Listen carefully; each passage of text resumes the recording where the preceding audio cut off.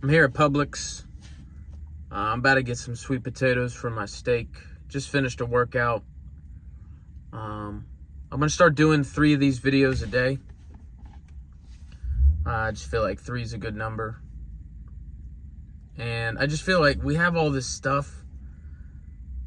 You know, we need outlets to be creative, to express ourselves.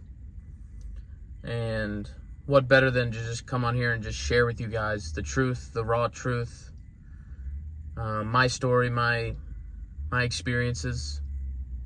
I'm not going to sell you anything. I'm not here to bestow my beliefs upon you. I'm not here to try to, get you to do something. The sole purpose of these videos are just to share my story. And if you can see yourself in my stories and you take just one thing out of any of this and carry on with your life, and it makes it even 1% better, then it's a win-win. So today was interesting. I went downtown Tampa, Channel Side, got a workout in. It was a good workout. The shoulder's been hurting, so what do? We do abs, we do legs, calves. I can do biceps and the shoulder won't hurt. So we got a good workout in. I'm about to go back up to my car. It's parked on the 4th level in the parking garage, and something was like, no, just go sit over here and just relax for a little bit. So I sit down and I'm enjoying myself. It's a nice overcast day. It's not too hot, not too humid. It rained a little bit, but it's been pretty nice these past few weeks. So I'm sitting there, and this guy pulls up on his bike, and he had this red big bag, and it looked like a pizza delivery guy. And I'm like, oh, I thought that was pizza. He's like, no, you hungry? I'm like, no, I'm good.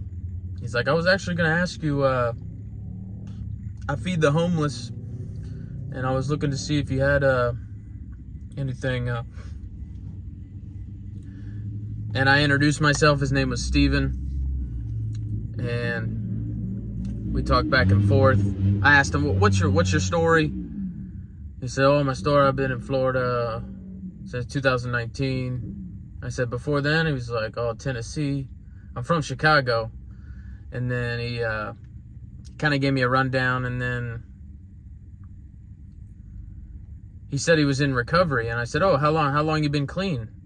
And he said, it's been 2 years. Well, I relapsed 6 months ago. And we started talking back and forth. He ended up just sitting down next to me. We go back and forth a little bit more, and then he comes out and says,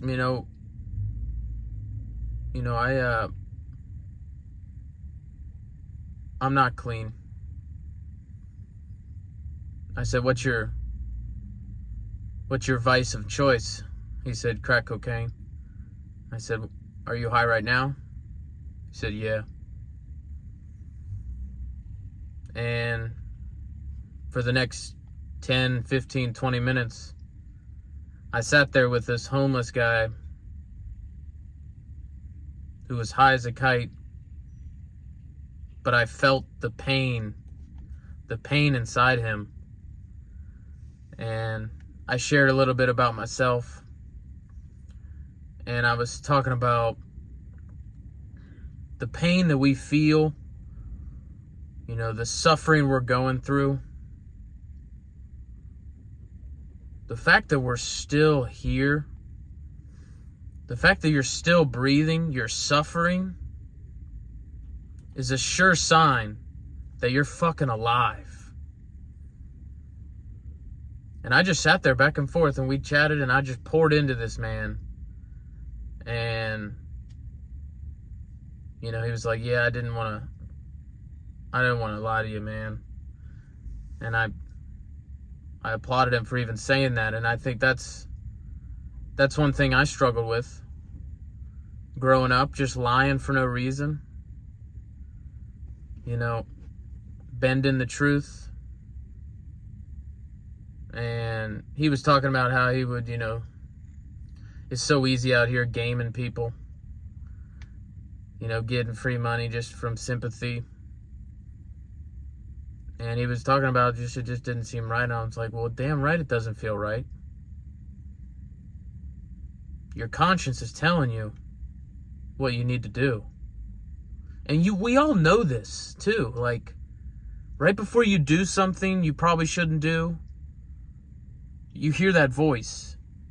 That voice saying you probably shouldn't do that. That's your conscience. That's the authentic voice. That's the universe speaking to you. And I think, we got so many things that hold us down. It's hard to really just pick one, and it's easy. It can just, I was telling him, like, you relapse, you pop a tire. It's so easy to just pop all the other 3 tires, burn the fucking truck. I already fucked up. I might as well just fuck up some more. And we get in this loop, and we got to remind ourselves that these vices, these addictions, they're our greatest blessing. Because the fact that we're going to the same place, we're searching for happiness in the same place we lost it. We start to better ourselves for a week, and then we go back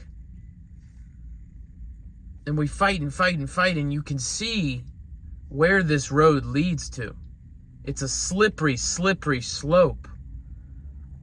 And if you're young, if you're in your 20s, if you're 18, 19, or even if you're 30, 35, 40, doesn't matter what age, but if you're a younger cat,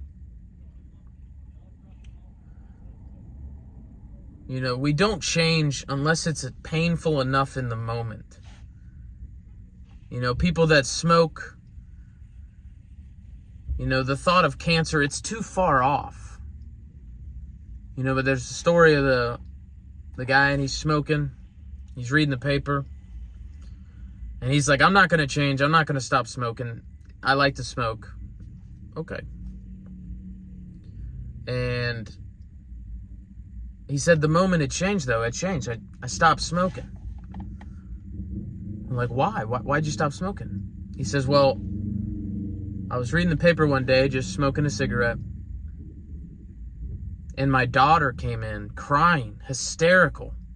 And he's like, what's wrong, baby? What's wrong? What's wrong? Wiping her tears. Everything okay? She says, yeah. Like, I don't want you to die. And he's like, I'm not going to die. He's like, yes, you are. And he's like, well, no. Everything's okay. I'm not going to die. He says, and she says, yeah, you're going to die because you're smoking this cigarette. And he's like, well, no, this is just a cigarette. I'm not going to die. And she's still crying hysterically. She says, I wanted you to be there when I got married.